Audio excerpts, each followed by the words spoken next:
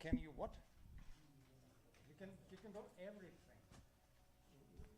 If it is nice and good for everyone. How can I share my screen? Oh, yeah. Sure. Here you go. Do you have the HDMI kit part? Yeah. Here you go. Here. I need a connector. Oh, this one?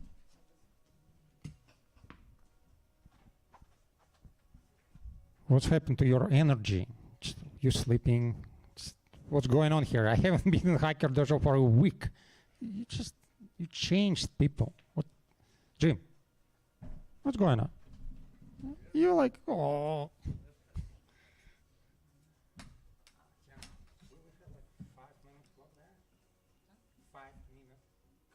yeah. Let me hook up.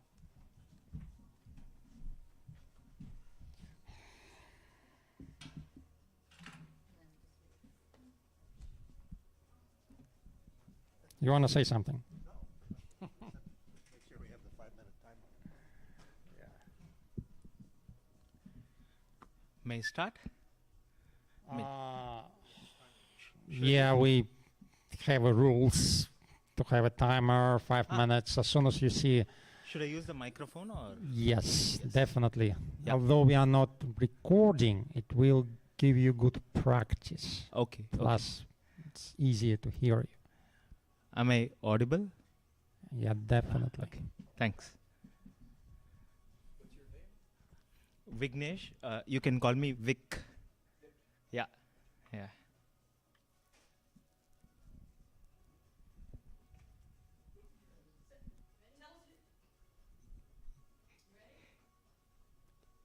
Yeah, please ask me, what do you want? Just go on, it's your time. Yeah, Yes. sure. Awesome. Hey, folks. So I'm a data scientist. I've been working with a lot of machine learning engineers, and we use a lot of GitHub Copilot to code. But unfortunately, one of the biggest issues that we had was in the team, we had more than 50 private repositories of code, predominantly written in Python. And few markdown documentations and all those things. Our engineers were not able to use our own private repositories in order to code. So for instance, you can ask, hey, write a function to generate a Fibonacci series. It was very elegant in writing it, but it did not know like, hey, write a function to call a API that I have defined in X file. It did not know how to do it. So there was a problem that we had. So what happened was I quickly prototyped something. Like I built a small prototype of, an assistant which can read through private code repos and then generate code. And that is how it started initially. And like, I'm going to make a small demo of it. This tool is intended predominantly for Python developers and for data scientists. It doesn't work with any other language. Anyways, I built it, like I hacked it in like 4 or 5 days. And this is the first time I'm going to show to people. If it doesn't work, please apologize, okay? Okay, cool. So let me get started with this. Many of you would have come across LLMs, right? And one of the hardest part about LLMs is how do you evaluate the way that an LLM works, right? It's very, very hard to evaluate it, whether it's hallucinating or whatnot, right? Therefore, what happened is a friend of mine built a library called Ragas. What you could do is you could go over there and then wire in your LLM, and then it knows, wire up your LLM, and then it knows that whether the output that you get from the prompt is actually hallucinating or not. So as simple as that, okay? So this is a Python library. You can all try it out. So today I was trying something with this library. So the first one, I gave it a link and asked it, explain me how to install this library. And I gave it the link. It gave me some output. It was hallucinating. This isn't true at all. This could be true for almost all the libraries that exist, but this is not how this library could be installed. Okay, so there it started. And then I again came up with a new, I downloaded the README file of the library, which has the installation instructions, and then asked it to read through the uploaded file and explain me how to install this library. It went on, and then it gave some hallucinatory code. It doesn't work at all. It was just bullshit. So I kept trying, and then after 6 iterations, it never worked at all. I don't know, for some reason, it's very, very hard for these ChatGPT kind of knowledge bases to read a particular file and answer it without hallucination, right? So this is exactly the problem that we had. Therefore, what does this tool do? So it's like I have deployed it on assist.hexo.ai. You can try it out. It's a very baseline version. It's not great, but anyways, I just wanted to make a demo. What you could do is, if you have a private repository, you could go ahead and then copy the link of the repo, paste the link over here, and then write a question such as, hey,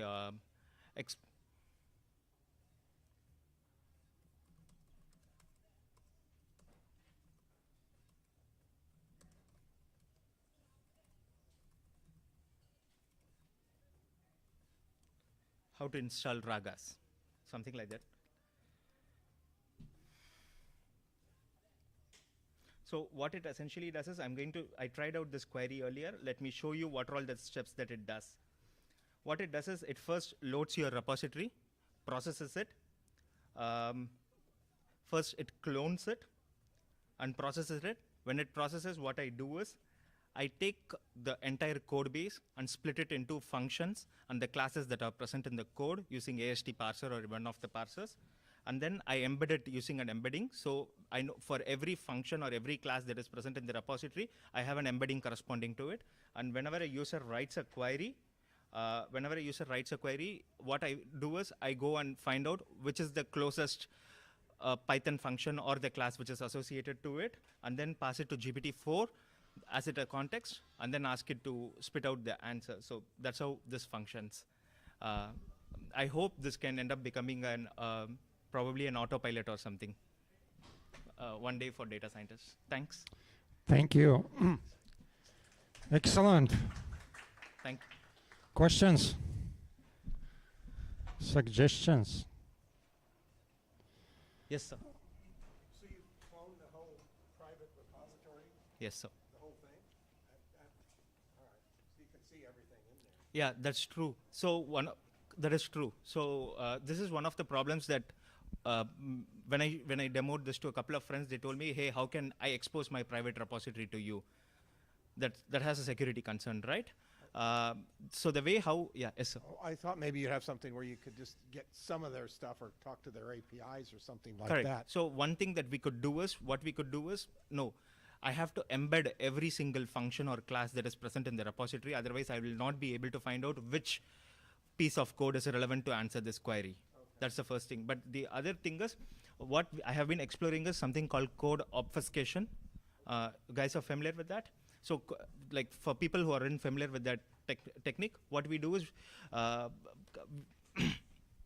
piece of Python function or something can be taken and then rename the function name, rename the variables, and change the logic a bit, and then pass it to the. So what happens is, this is like redacting a PDF to identify sensitive information to make sure that you don't put it on ChatGPT. Like, this is the code equivalent of it. It's called code obfuscation. Read a piece of code, redact all the sensitive information, and then keep only that is bare minimum, which is essential. Send it to GPT-4, and then process it, get back the result, de-obfuscate it, and show the result back. This is something that we could try doing.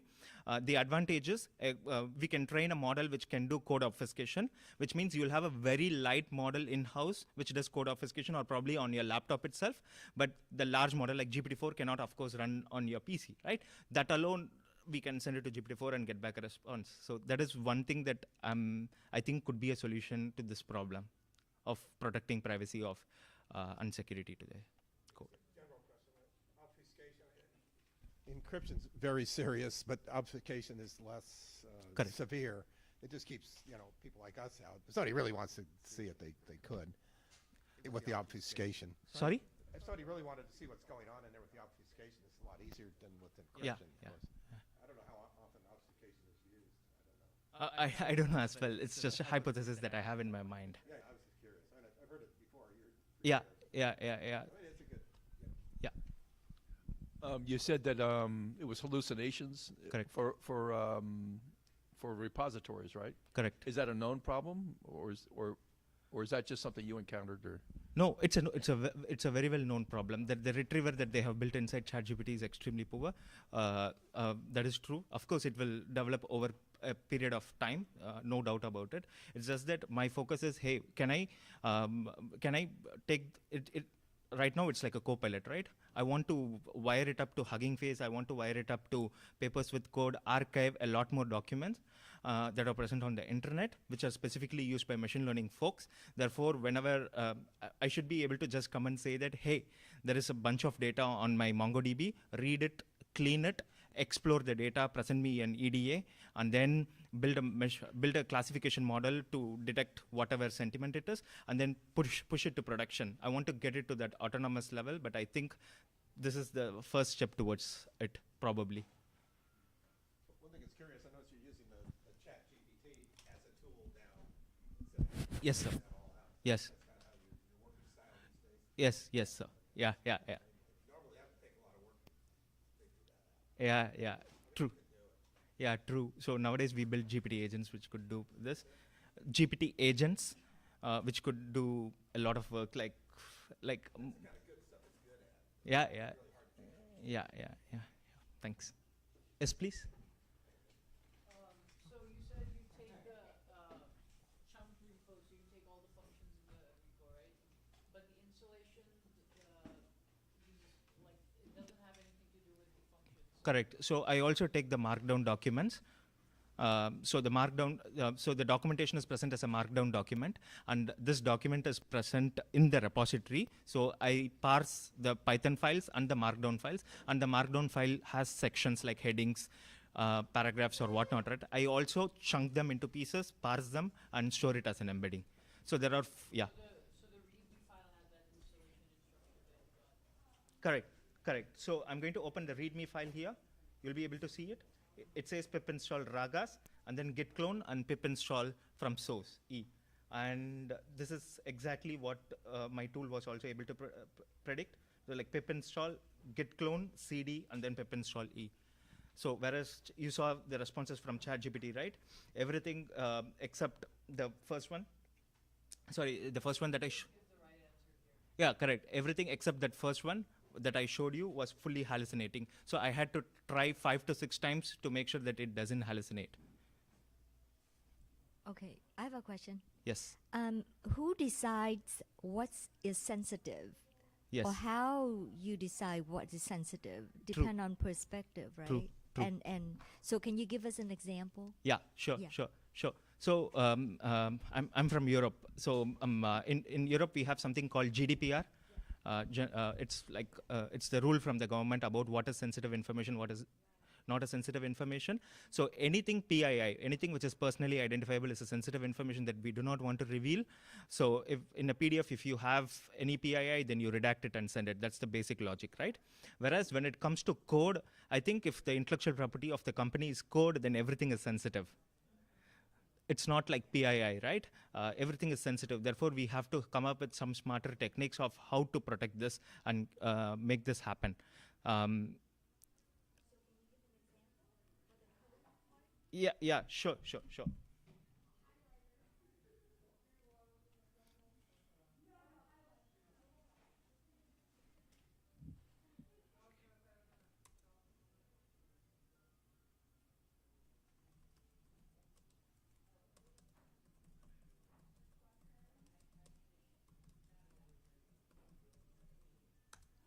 So I have asked ChatGPT to write a Python function to just add 2 numbers, okay? Okay, so now it has written this function, correct? I'm going to copy this function, and then I'm going to say that, okay, now I'm going to create a new session and then say,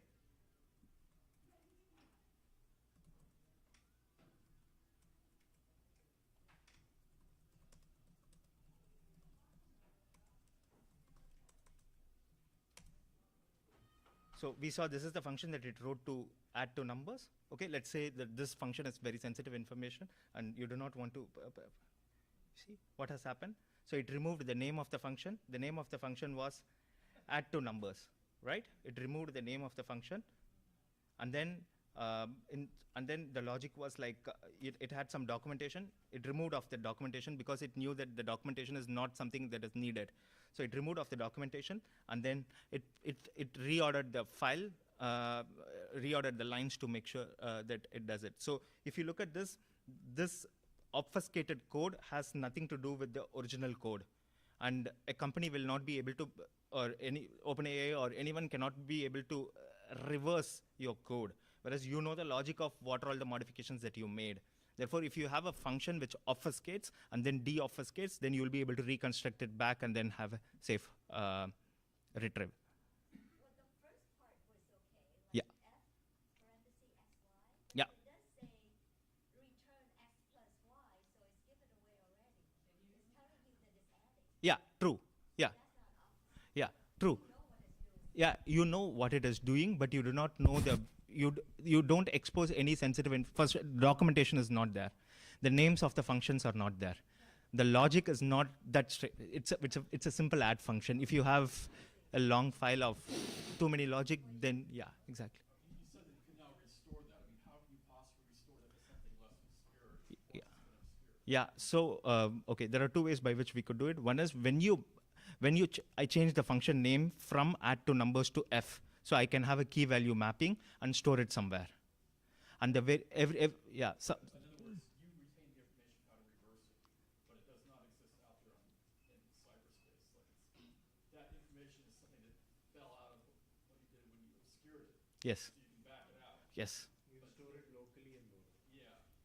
Yeah. yeah. Can Yeah. you try creating another instance and telling it to improve the variable names? Yeah.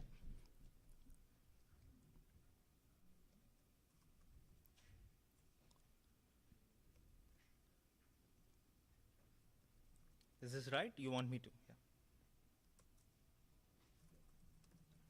Should I say improve the variable's name or deobfuscate the code? Either way, Sorry? you choose. You choose 50-50. Oh, no, I'll go ahead with.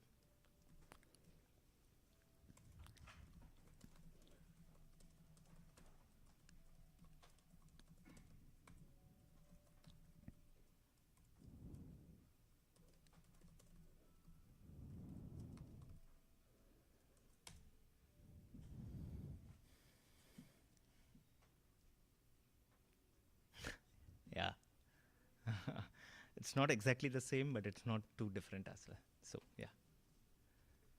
Yeah. All right. One more question. Like, what is the limit on the number of lines of code that it will take before say, no, we're not going to do anymore? Now? Okay. How much code can you feed this thing and say obscure it before it barfs and say, no, that's too much code for me to obscure. I'm not gonna do it." Honestly, it's an empirical.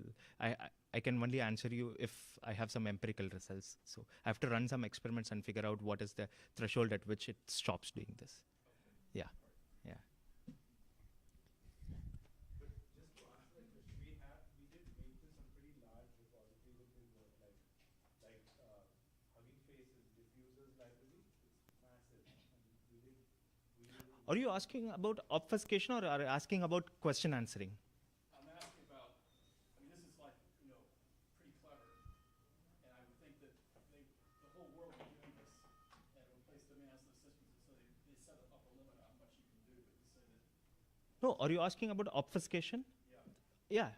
Okay, obfuscation models are everywhere. So when Samsung ships a piece of program, it obfuscates it and then ships it so that no competitor will be able to reverse it. So the answer is that you can obfuscate as much code as you want, Yeah. and there's out there someplace, there's someone who'll do it.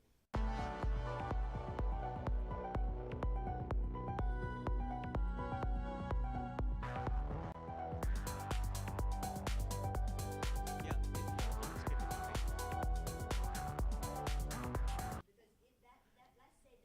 So people obfuscate the compile code, right? Like, I don't know if there's anything to obfuscate in a binary file anyway. I'm also not an expert in it. It's just something that I found out that, hey, this does exist. So I might not be the right person to answer that question. I'm sorry. Is everyone doing this now? Like, is everyone like taking their source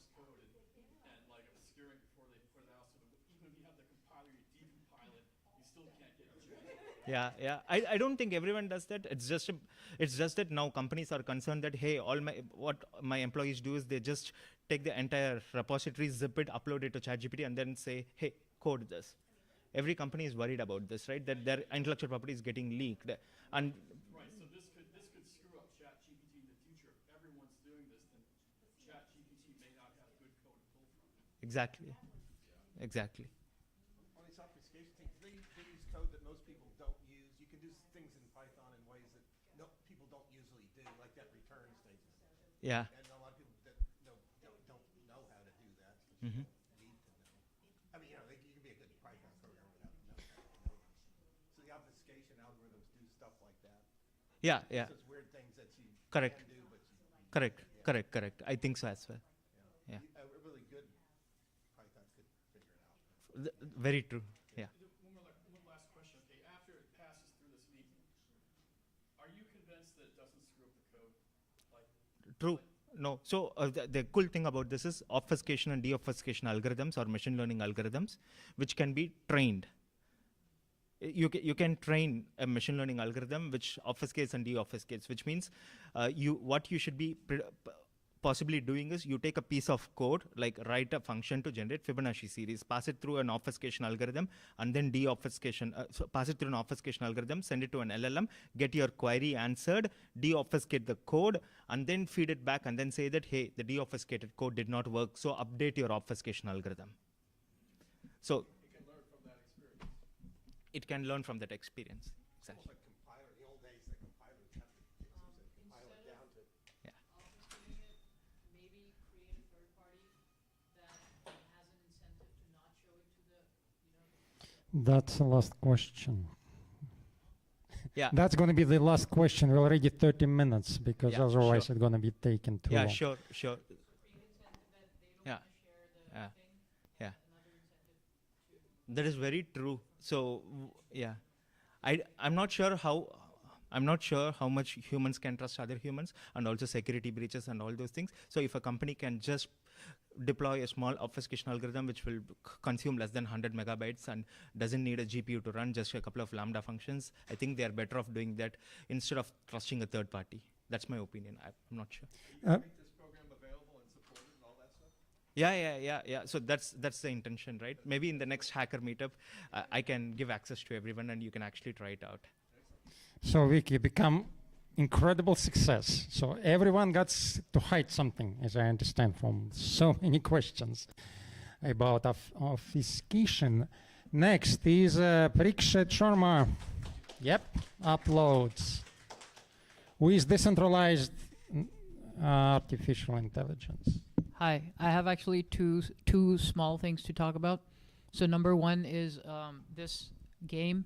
It's broken, unfortunately, but it had 27 QBs in it, and the goal is to sort of like fold it to create a 3 by 3 by 3 cube out of 27 QBs. And so I've been spending some time writing the solver for this. And anyone has a guess of how to solve it? Anyone can guess how to solve this? Huh? I can't hear you. What game space? Right. So what do you think? Does anyone have an idea? A vector of angles. What do you have anything? Rubik cube. Okay, so I'll tell you what it is. So basically, if you think of it in terms of a 3 by 3 by 3 grid, so 0, 0, 0 is this 0, 0, 1, 0, 0, 2, and then 0, 1, 0, 0, 1, 2, 0, 1, 3. 0, 2, 0, 0, 2, 1, 0, 2, 3, 1, 0, 0, 1, 0, 1, 1, 0, 2, and so on until here you would have 222 from 000 to 222. So that's how all the blocks are positioned. That's how we name the blocks. And then we just put a 1 if there's a cube in that space, and a 0 if there isn't a cube at that space. And notice that this has only 2 kinds of cubes. One that has circles on adjacent faces, that I call a bend, a B, and one and another that has circles on the opposite faces, which I call a straight S. So basically, this whole sequence of 27 cubes can be encoded as, okay, so this one is terminal T, which only has 1 circle. And so there were 2 terminals. So it goes like T, S, B, S, B, S, B, S, B, B, B, all the way for 27 cubes. And then, so the input to my program, work in progress, would be a string of n cubed, n cubed, size n cubed, and it would spit out the coordinates. So let's say the first one, 000, 001, so it would sequentially print out the coordinates where the next cube should go, all from from all the cubes. So how do you solve that? How do you find where the next cube is going to go, and how do you get through all the possibilities? So can anyone think of it? Okay, so it's called backtracking. So backtracking, you put a cube in one place, and then put it here, and then put the next one here, all the way until you reach like a endpoint where you cannot place any cube. Then you backtrack 1 by 1 cube, and then change the configuration of the previous cube. And notice that you cannot really change the configuration of the straight cubes; they remain the same. So you only have to, you can only change the configuration of the bend cubes and the terminal cube where it was placed and what face it was at. No, don't do recursion, because the memory consumed grows exponentially. You do backtracking and only keep the chain down the backtracking tree, not every other node at the same time doing recursion. Okay, so so that's how this is done. And the second thing is decentralized AI. So you know how this whole thing happened where the Sam Altman was kicked out of OpenAI, and there's always like a threat of censorship of these AI companies and so on and so forth.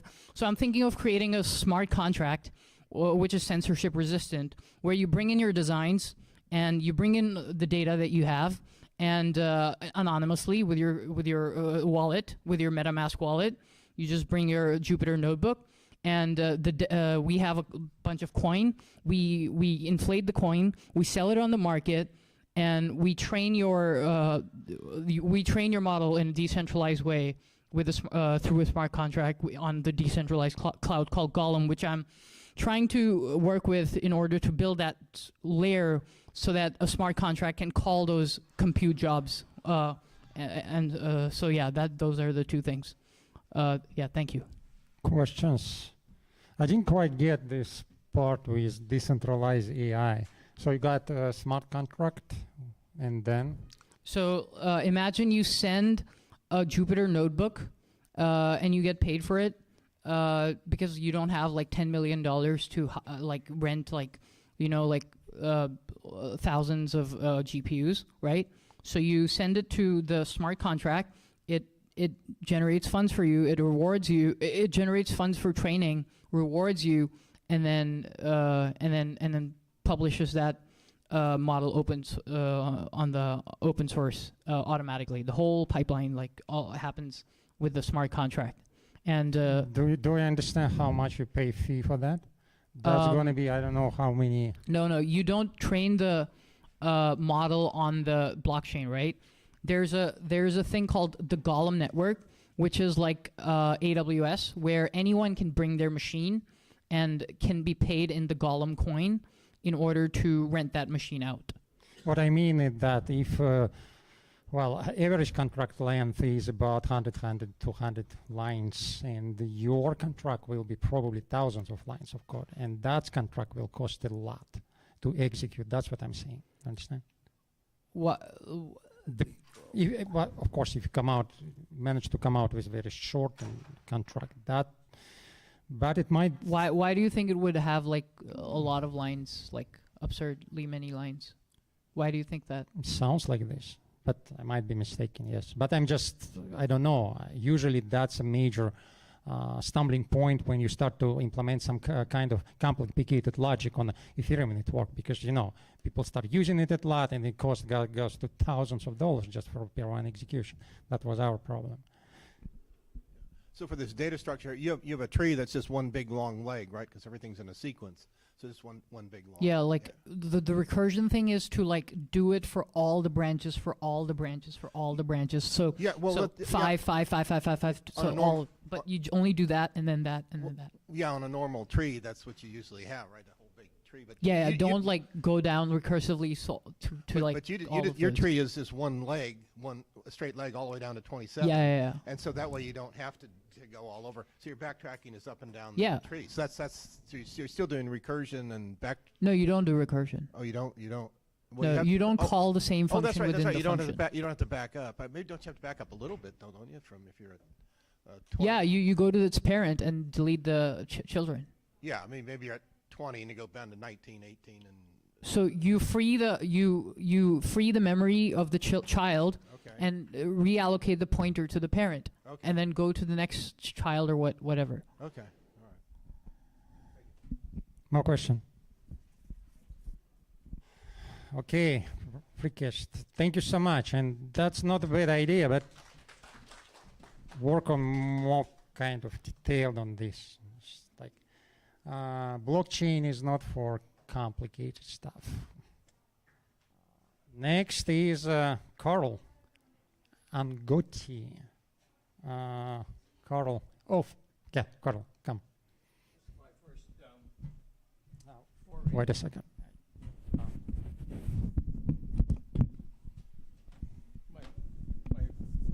It's my first time here, so I'm not too clear on all the protocols, but I'm way off on a different tangent than most of these guys. I wanted to make a presentation of an idea. This just goes into any USB port.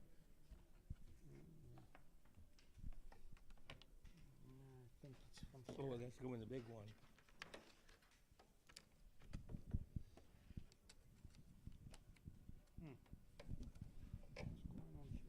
It's really critical. You have to be quite flat.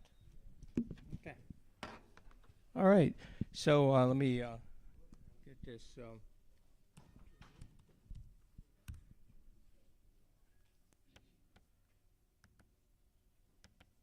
I have an idea. So I'll just start off with this. I made a very simplified presentation. Basically, my background is that I currently have a company called Engadi Product Development. It's at www.engadi.com. And I have about more than 35 years of experience developing hardware-based systems. And I don't know how many people here. The thing I notice here is most of the folks are software people. And I don't know what you're talking about. I haven't done anything with Chat GTP, so I don't know what's going on. But has anybody here actually ever developed a hardware product at all?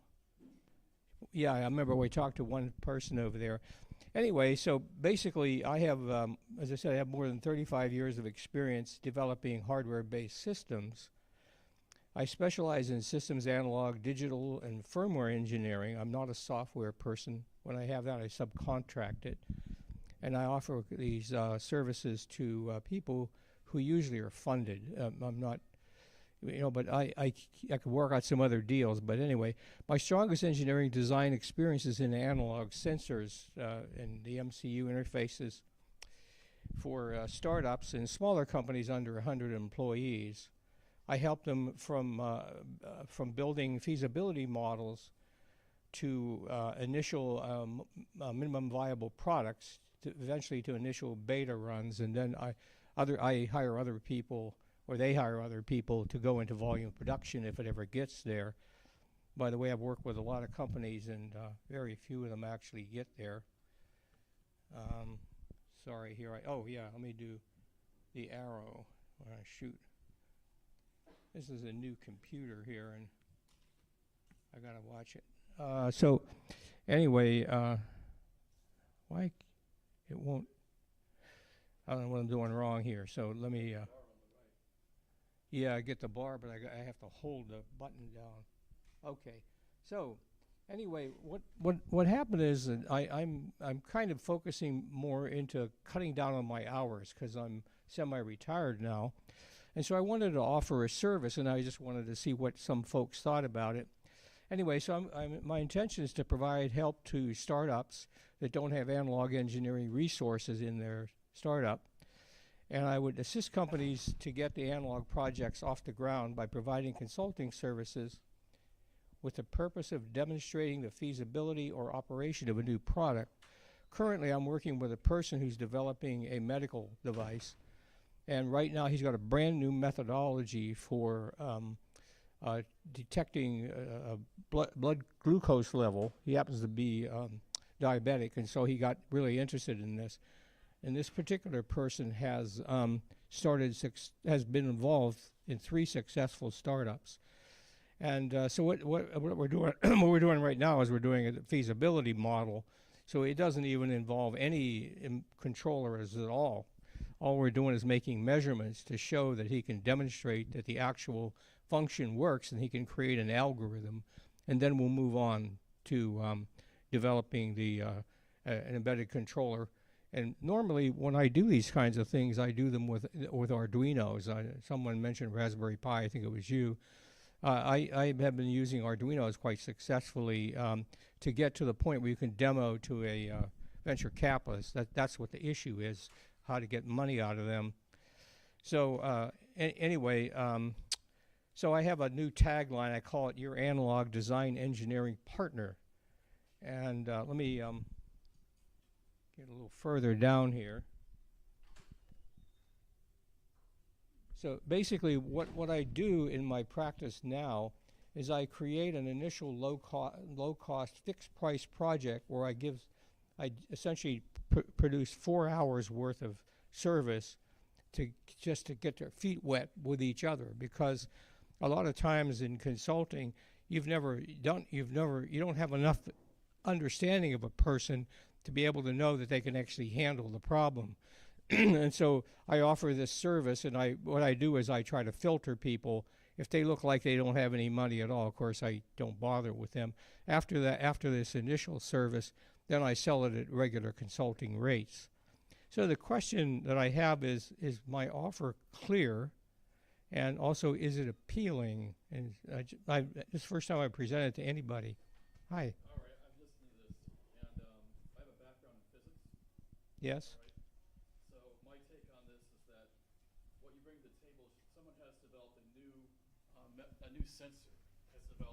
sensor, or a new way of measuring something. All right, but they don't know how to digitize it properly.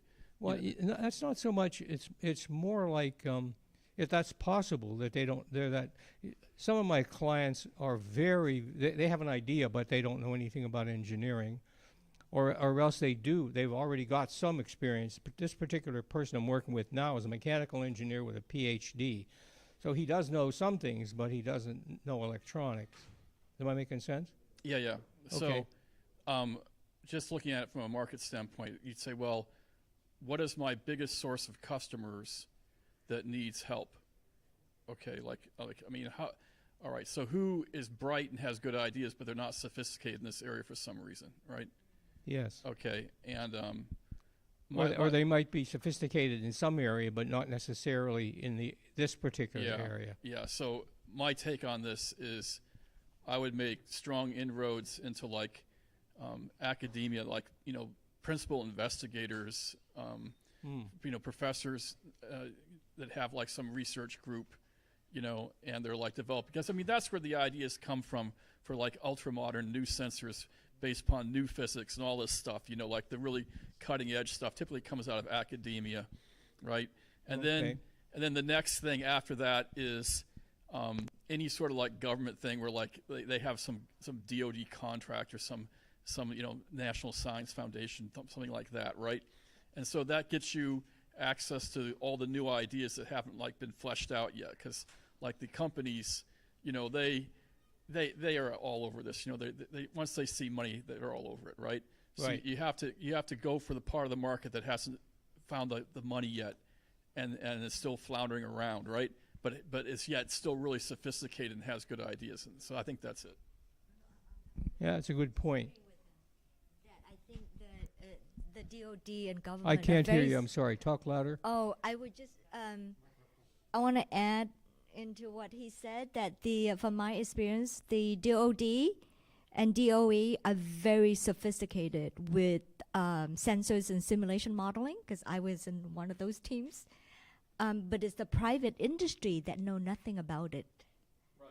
Yeah. But the government, oh no, their scientists and physicists level is very, very top notch. That's correct, but Yeah. but they may not know how to commercialize it. Right. Their goal is not to. Yeah, or very, very often, as I mentioned, they need to put some kind of a demo model together in order to get money.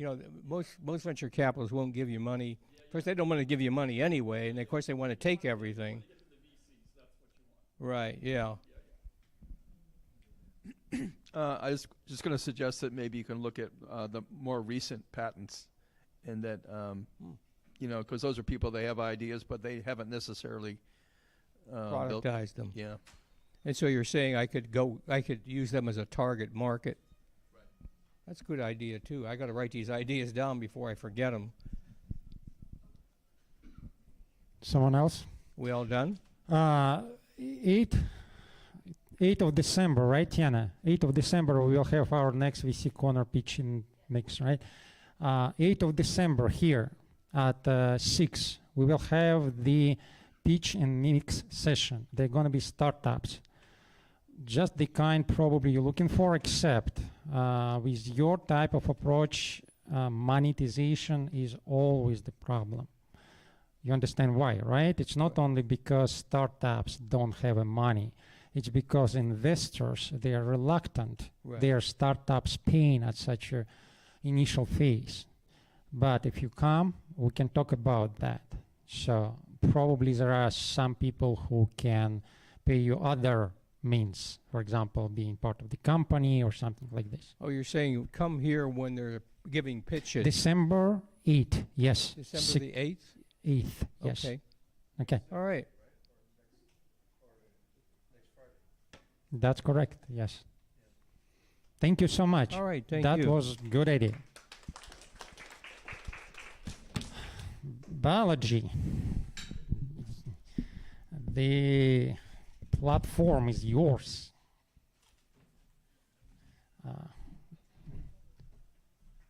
You talk about solar flare, right? So you want to commercialize solar flare. Nice.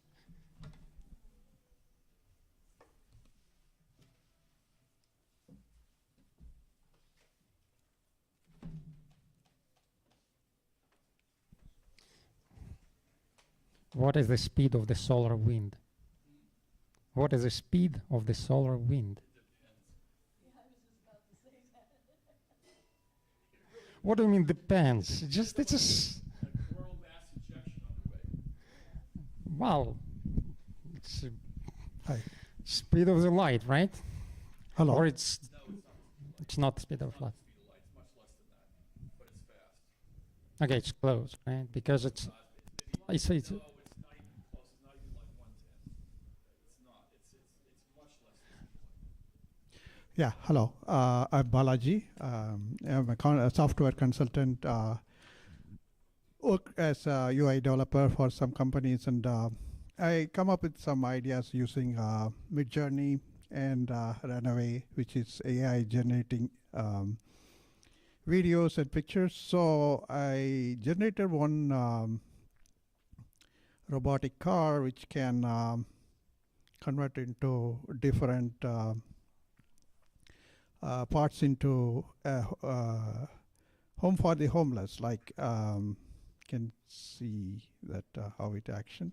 So it is based on the diamond crystalline structure. So basically why I selected this type of design, because it can have a multiple surface to absorb the solar energy in an efficient way. And also even NASA, those aeronautics companies, they use origami based structures for solar panels and foldable structures in the space labs and things like that. So adapting to that, how a car can adapt to that way of origami structure in diamond crystalline structure, where it can create different usage, like it can be a table, it can be a room. So it can adapt to the requirement. For suppose a homeless person want to live in a car, it can do that. So it can adapt to different requirement. It can be a shopping cart, it can be, so it adapts, depends on the requirement, because it has a origami structure like a crystalline structure, and also it has a surface which can absorb more solar energy to store, and it's a kind of different design. So after seeing the NASA's solar panels, which has origami structure, I just thought how we can use that for homeless. So the homeless issue is predominant some places. Here at Oakland, San Jose. So the government allotted some funds to create some structures like tiny homes. Even I'm part of a voluntary organization called Life Moves. They created some tiny homes. So I was thinking to suggest something which car can be a tiny home where they can use it in a way, because the home prices are skyrocketing, millions it is here. So a lot of people can't afford that. So that way it is one of the ideas, trying to see what tiny home can be a mobile home too, how we can restructure it according to requirement. So if you take, we have enough talent in our Hacker Dojo. Some people who works on storage of battery, energy storage batteries. Some people work on trailer home. So Hacker Dojo has enough resources which we can pool, like some are software developers. So all people can work on a project, this one, to make it a viable project, because we are working on a silos. Each person has their own projects. They don't want to share with others, but this can integrate as a one project where Hacker Dojo can raise funds, and at the same time it can have a project from government to fund itself. So I propose this type of project can help Hacker Dojo also, and it integrates the talents of the Hacker Dojo community. So that way I just want to get feedback from yours.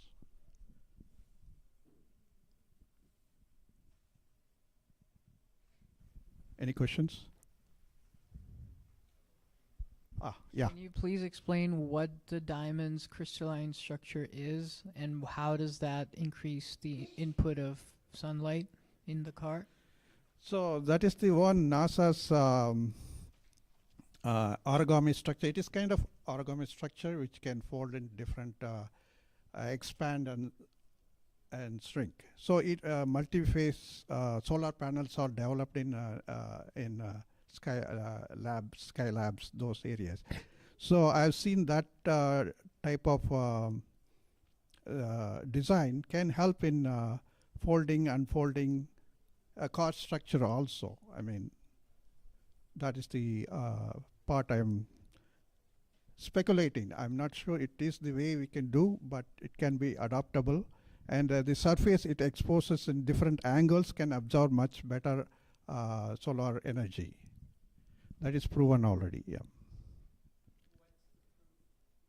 That is the NASA's, that is origami structure.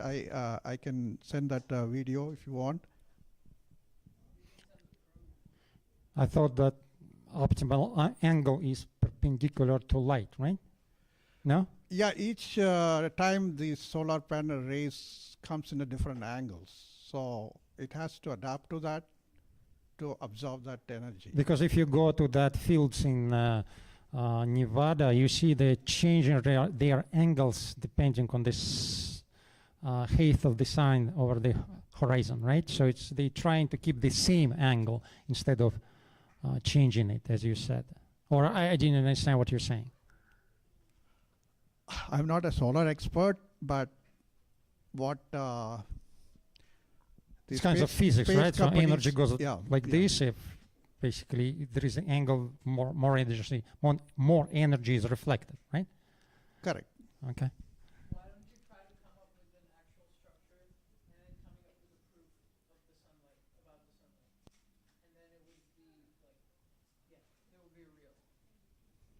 Yeah, that is That would be engineering. this is just an idea. I can say this is done practically, just exposing based on some space labs experiments what they have done. I'm projecting that.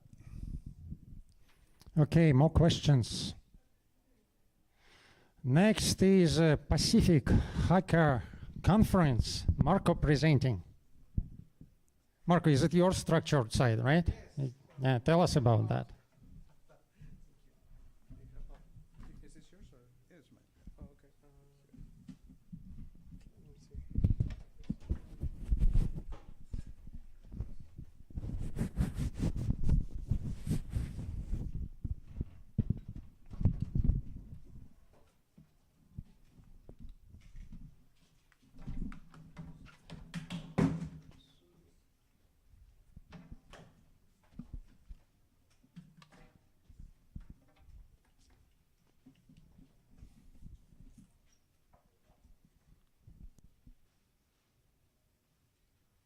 Is this one working or the connector? Or is this? Yeah, but give it the time. Nope.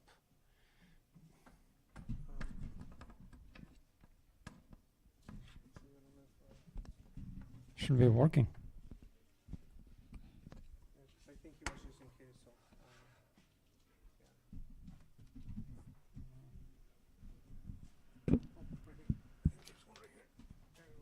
Okay, try it. oh, we'll give this one a try. See if it works.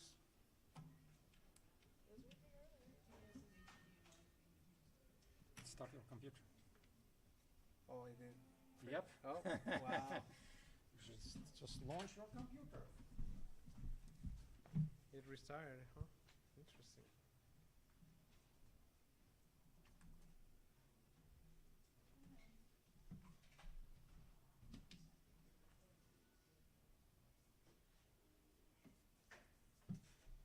Login. Yeah, it's logging in. So, yeah, it's just when I plug in the cable, it restarted it. So that was kind of weird.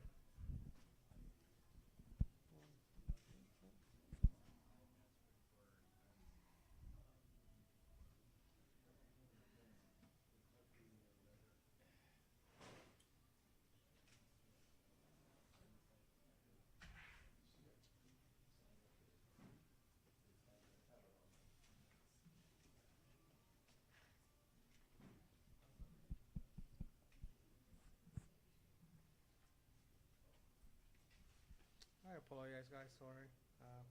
Technical difficulties. Hopefully, I don't have to go through Okay. them tomorrow. So. You can use it as an opportunity to speak without presentation. Just tell us what you have in your mind. All right. So, well, this gets started. Good evening, everyone. My name is Marco Palacios. You probably already, saw me at one point, and if not, if this is the first time, well, I am from Pacific Hackers. We are a nonprofit organization where we are helping, people to get into the cybersecurity field. And one of the things that we're trying to fix with this nonprofit is the three main issues, right? The diversity issues. We want to have more women in the field, more people of color, right? So those are and also we're emphasizing on veterans and underrepresented communities, right? But also we're trying to fix the education system. We know it's broken. Now pretty much all the schools offer a cybersecurity program, but they don't really know what they're teaching. Sometimes the programs are outdated. So by the time students graduated, they don't really have the knowledge and expertise they need for to do their job, right? So that's the things that we're trying to fix by us teaching the right stuff. So 2 weekends ago, right before Thanksgiving, we gave a workshop for wireless hacking and attacking and defending. And on a Saturday, this was packed. 75 people show up, right? So that's the stuff that we're trying to do, and that's, I want you to be aware of it. Also, we're trying to fix the HR system because we know, recruiters don't really know what they want. Companies don't know what they want. So we're trying to obviously promote our members and find them jobs, right? So do the direct connection with the hiring managers, right? Well, tonight I'm, aside from telling you what we do, I'm gonna tell you about what we have going on. So as you can see, there is a lot going on in that room and also in the outside. As you can see, there's a tent. So tomorrow we're gonna have the Pacific Hackers Conference. We've been having Pacific Hackers since 2018 at Hacker Dojo at the old location. We did it in 2019, and for obvious reasons, we didn't do it in 2020, 2021. But last year we did it, and these are some of the pictures from last year. To my surprise, this year we're gonna have over 150 people that they're already signed up. The first 2 years there were 150 to 175. And last year, we only made it to like 80, 90, something like that. So again, we're just coming back from the pandemic. So my goal for this year was to reach at least 100. And 2 days ago, it was 101. Yesterday was 125. And today, we're 151. So again, you still have time to sign up. Tomorrow, again here. And I have a code. So if you see the flyers I have has a code for 25% off. So first of all, the conference is only $35, and I don't have the browser with me, but if you can go to phack.org and you can see the schedule. We have from 9 a.m. to 5 p.m. we have talks in technical security topics. Also, we have workshops, like 2-hour workshops from Kubernetes security to SaaS security to malware, reverse engineering, and others, right? So we have it all. So the other thing I want to promote is if you're ever interested to hack a network, professionally and you want the real experience, we partner with a 514 company, which is going to allow us to have, to basically hack their network in a segregated environment. So again, this is not something that they give to everybody, but we've been making a great impact here in Silicon Valley. So Pacific Hackers, we both built a brand, that started 7 years ago as a meetup, and now it's a nonprofit, and we're making changing lives. We have already placed people in their different places. So yeah. So you want to join the community, you just want to hear about it, definitely check our meetup. This is the Discord. Our meetup page is meetup.com/Pacific Hackers. Actually, I have it right here. I skipped it. So our next one is going to be January 27. And then, tomorrow we're going to have, it's going to be packed. So that's the reason why we have another tent, because we're going to be using this main space.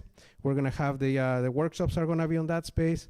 The tent, we're going to have a lockpicking village. So if you're ever interested in doing lockpicking, someone teach you how to do lockpicking, we're going to have that as well. Okay. And then, that's pretty much it. You want to get a hold of me. Again, I pretty much live here, right? So marco@pacifichackers.org. You can contact me on LinkedIn or in Twitter. And again, and just want to reiterate, if you are a Hacker Dojo member, monthly or yearly member, ping me and I'll give you a code to get in. But if you're just a random, walking person, then all I can do is give you that 25% off, which is, $30, right? All this is basically a donation. It's going to support the nonprofit. Okay, so with that, thank you. $35. Yep. Yeah. What was the Discord? Just the rest of the Discord, because I can't read that very well. Yeah, It says DG. What was the after the DG? It will be better if you join through your cell phone. That's the reason with links, Discord links.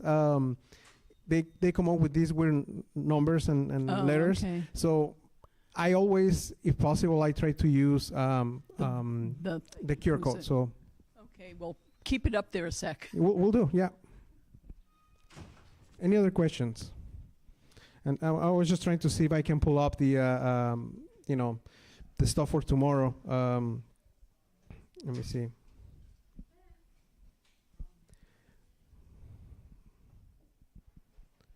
But if not, again, you can go ahead and go to the phack.org and it will give you all the information you need. Give me a second, because it closed literally everything in my computer. Can you return your QR code on the screen? Yep, give me a second.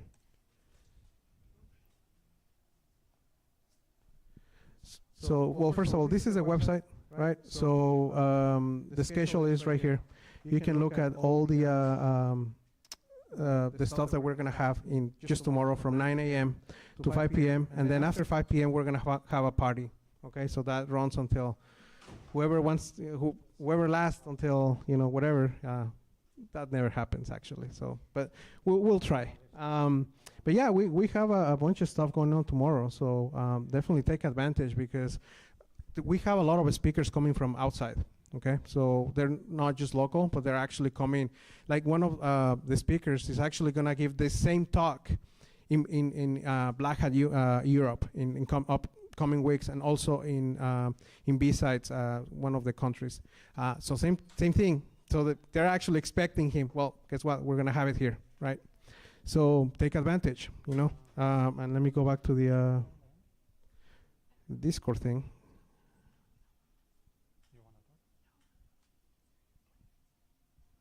All right, that's the Discord. If you cannot get in, we always have issues with that QR code. So if you cannot get in, I'll fix it and I'll give you access. So, but yeah, any other questions?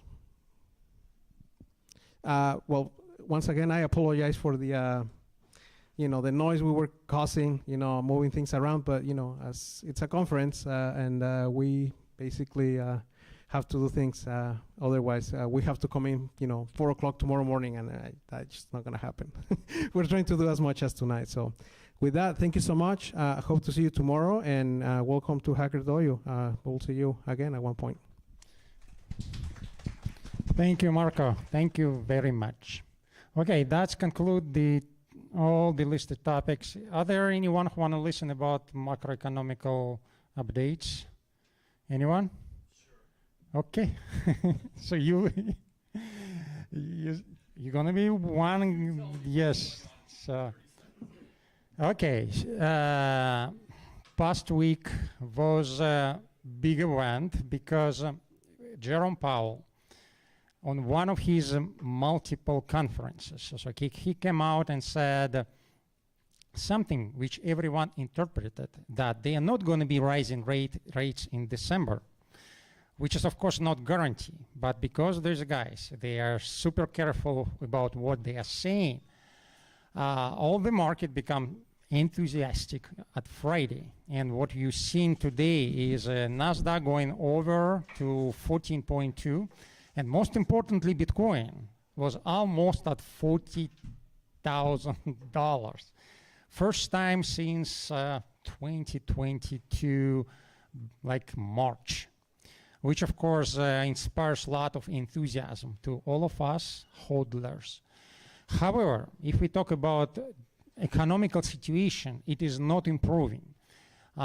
one of the indicator which consistently goes down is manufacturing. For example, one of the index which all the economists use to measure manufacturing activity is purchasing manager index. Today they publish it, and purchasing managers index is down to 2 points, and everyone expected this index to improve or to stay. Plus, that week, Kansas manufacturing also down, and Dallas manufacturing also down. So what we have is consistent destruction of the United States manufacturing, despite of all this reshoring. You know what reshoring is, right? So supposedly, because of the disruption of the supply chain, Apple, computer, and other great company must take their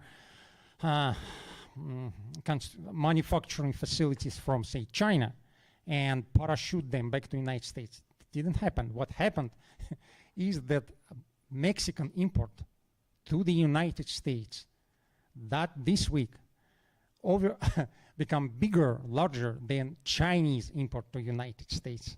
So everyone got to Mexico. So manufacturing production in Mexico,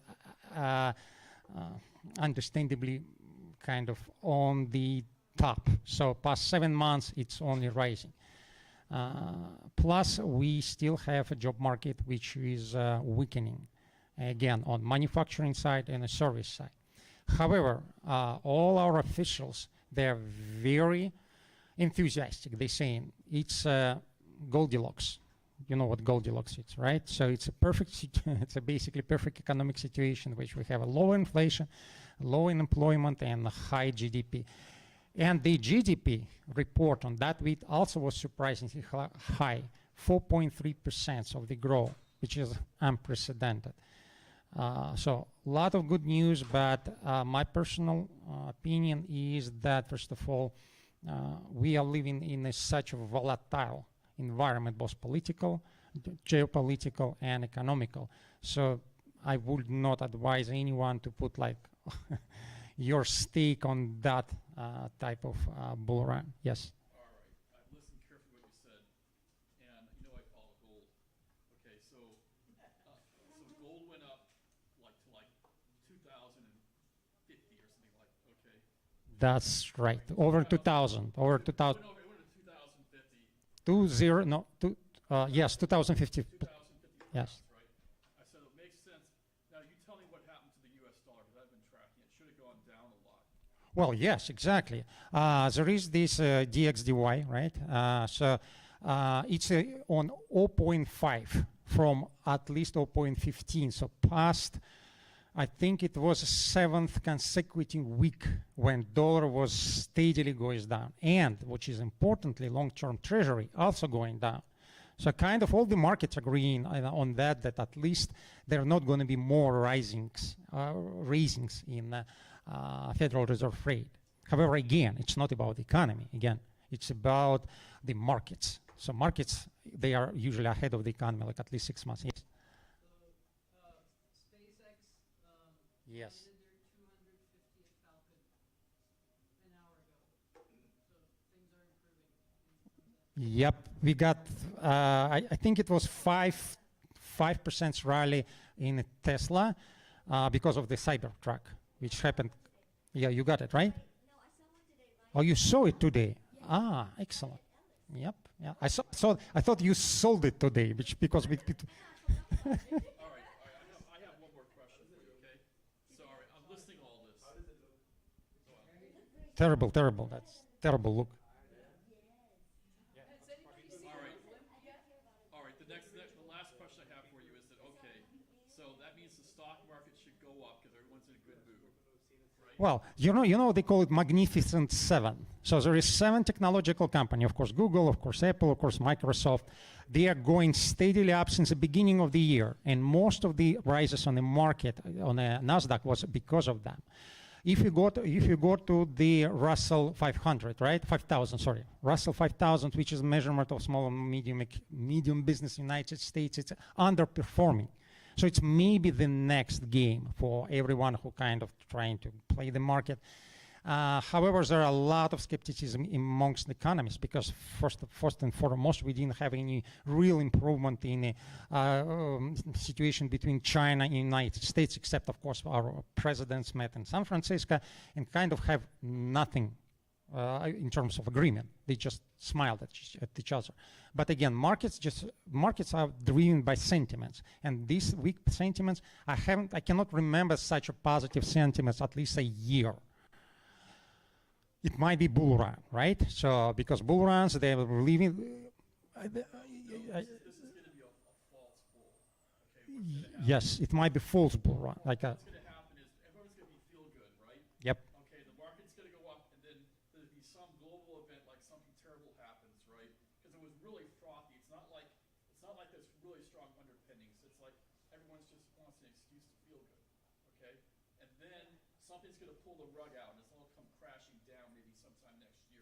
So usually what happens, you need increased liquidity on the markets. Increased liquidity if there are more buyers coming to that. Not necessarily more money, but more buyers. Because if we have, for example, the run which we have since the beginning of the year, it was all led by institutions, right? So institutions, big investments fund, they continue to buy because we got like a lot of liquidity accumulated since 2021. But the question is, where are they going to be selling? Because they're not buying to hold it for forever, right? So they need us, retails, to start buying, and none of us going to be buying, right? So essentially, that bull run will end, and it will end by Wall Street usually, because Wall Street usually play against institutions if they don't have to play against anyone, because institution kind of buying for 5 years, Wall Street buying for 2 days, right? So usually what happens, they got a couple of very, very high green candles on a daily, and then someone starts selling. I'm talking about individual companies. If you talk about NASDAQ, of course, buying NASDAQ is more secure because you got more and less diversification. However, because we don't have economic revival, this any type of bull market going to be non-substantiated economically. But again, it doesn't mean we cannot earn on that.